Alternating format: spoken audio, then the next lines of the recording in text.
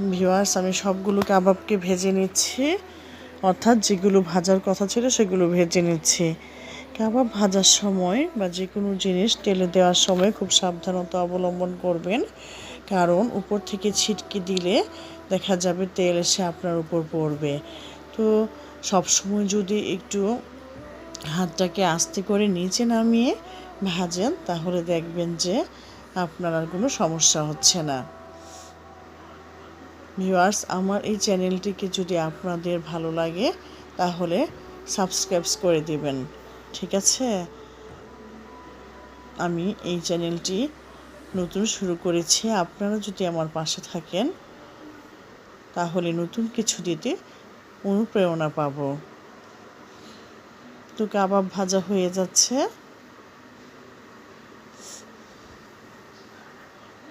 একটু সময় নিয়ে ভাজলে কাবাবটা মচমচে হয়। অতিরিক্ত আগুন দিয়ে ভাজলে উপর দিয়ে যদি বেশি হাই ফ্লেমে ভাজেন তাহলে দেখবেন যে তাড়াতাড়ি পুড়ে যাবে, তাই লো ফ্লেমে রেখে ধীরে ধীরে ভেজে নিতে হবে। এখন আমি কড়াই থেকে উঠিয়ে নিচ্ছি।